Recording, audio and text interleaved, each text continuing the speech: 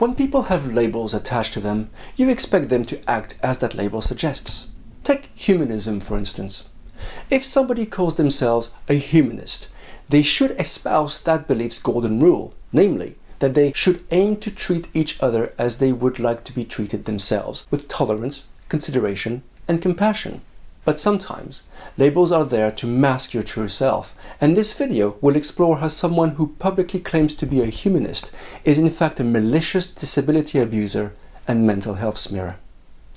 The person in question is Melanie Byng, who lives in Devon with her husband, Professor Richard Byng of Plymouth University. My family encountered her when we had to expose the abuse our children had suffered at the hands of the Titirangi Rudolf Steiner School in New Zealand.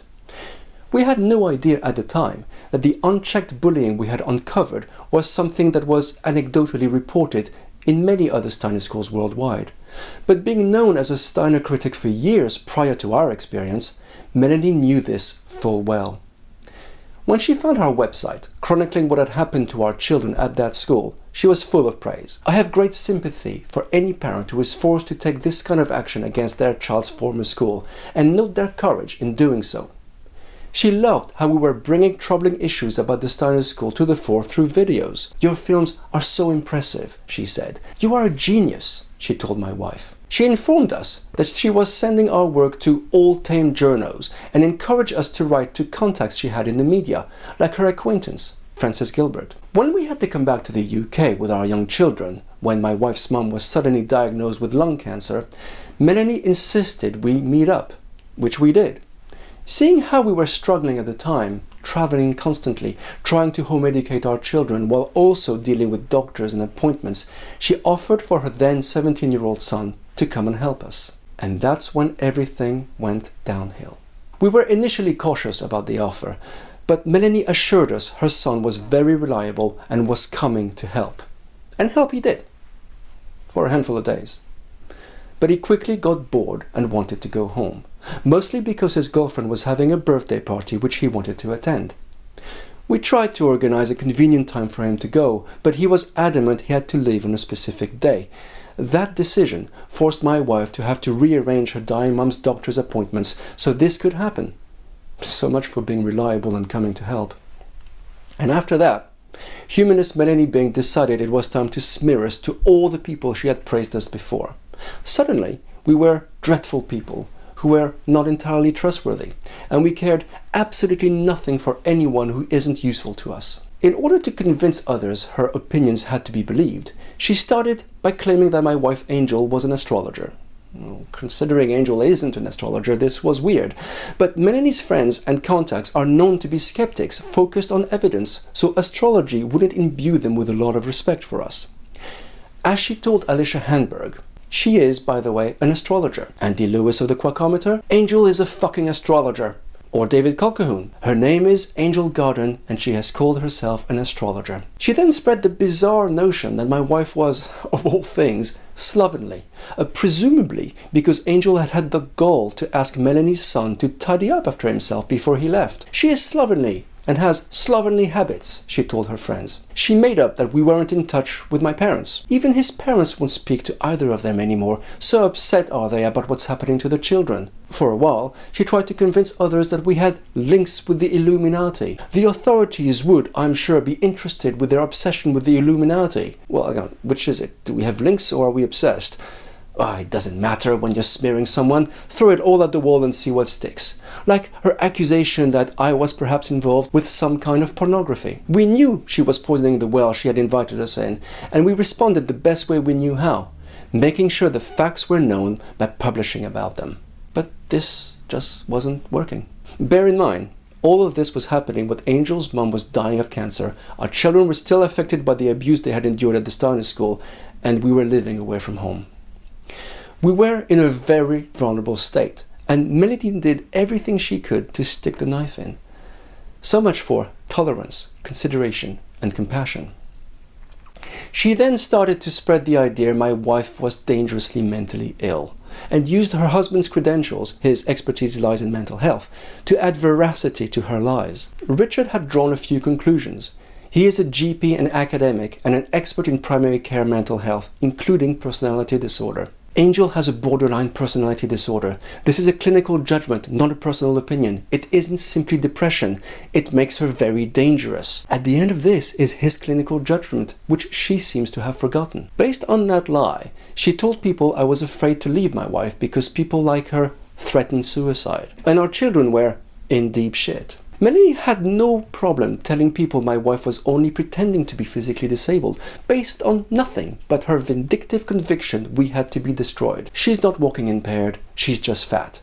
She told me she had to ham it up to get her disability parking permit. Melanie felt the need to undermine everything Angel had done, even if it had taken place decades earlier, making up conversations she claimed to have had with Angel, which everyone took as gospel. She told me no one liked her Florence Nightingale one-woman show. Of course, it doesn't take much research to expose Melanie's lies, but those she spread her fabrications to never bothered to check the facts. Destroying us personally wasn't enough.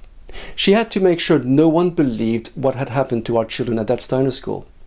This person, who claims to be a humanist, once said that these Steiner schools must and will be exposed, and the inevitable and desirable consequence of this will be that they cease to exist. And yet, she took the side of those schools in order to destroy the credibility of parents who spoke out against that pedagogical system.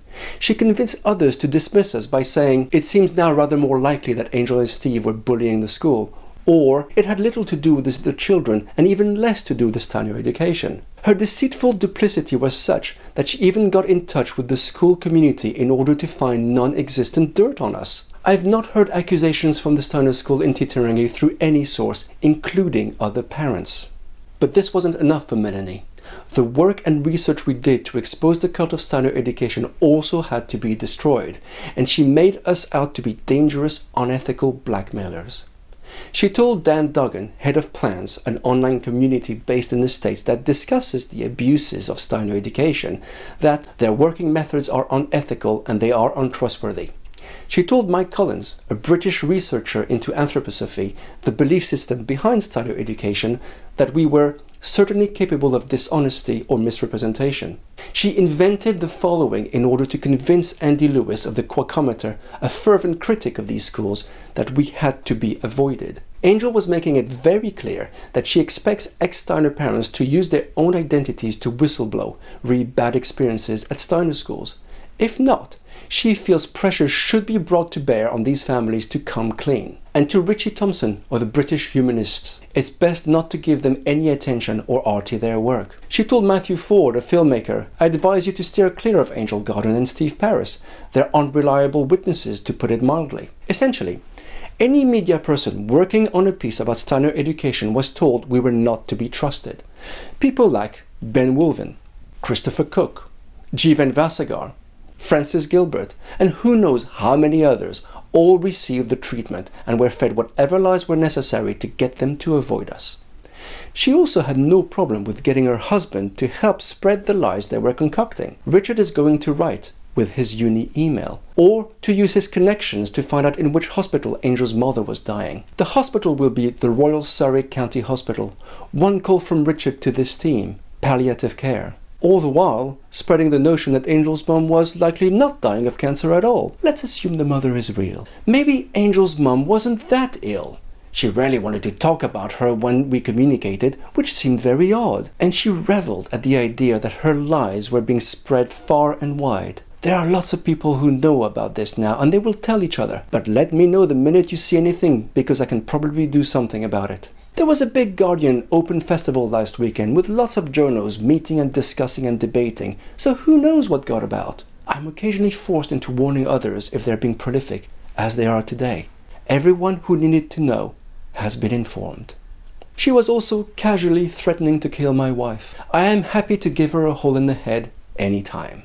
It's hard to counteract such threats and malicious lies spread by an influential person. Knowing so many people as she does, Melanie was incredibly influential. She knows doctors, skeptics, journalists, humanists. The list is remarkably long, and it's amazing to see all of these people who claim publicly that their opinions are solely based on fact and evidence just lap up her fabrications. People like Dr. David Colquhoun. She sounds quite sane, but clearly isn't. Or Joe Torres. I've been extensively briefed on Angel and Steve via Melanie.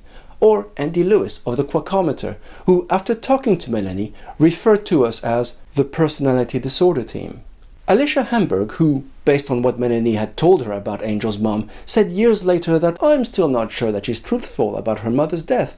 Or Diana Winters, who doesn't know us, but because Melanie had told her Angel was just pretending to be disabled, had no problem telling others that, I'll say this if no one else will, I doubt her claim to have a mobility impairment. Or Richie Thompson of the British Humanist, who was right on the money and will notify the police before the meeting. Or Sam Brooks, another Steiner critic, one of those who swallowed as fact Melanie's fabricated clinical judgment that Angel was dangerously mentally ill. Does he realize how dangerous they are? She was talking about Grégoire Perrat, a French whistleblower of Steiner education who happily communicated with us, well, until he got the treatment from that group. I had got a message from Grégoire on Facebook, Alicia once said. He thanked me for the warning. So, we did the only thing that was left to us.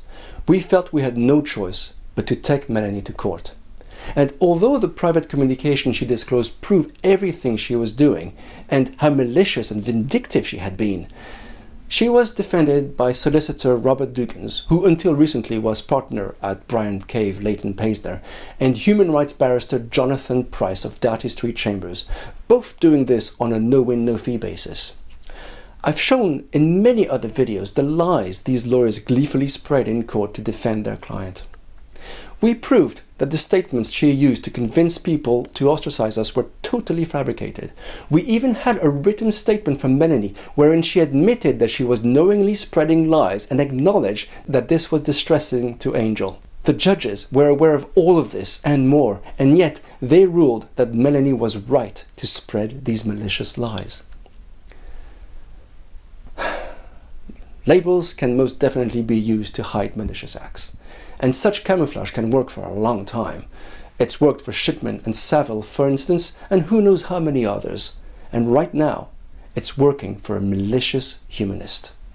And her acquaintances are only too happy to call this a victory. As Simon Singh stated, can 5 years of pointless litigation finally come to an end? And David Colquhoun called us unhinged obsessives. Because according to these so-called skeptics and evidential scientists, when it's their friends maliciously spreading lies about you, not only is it pointless, but you'd have to be unhinged to want to defend yourself against disability abuse and mental health smears. Only time will tell how long they'll be able to get away with it. Thank you for watching. Don't forget to like and subscribe, and I'll see you next time.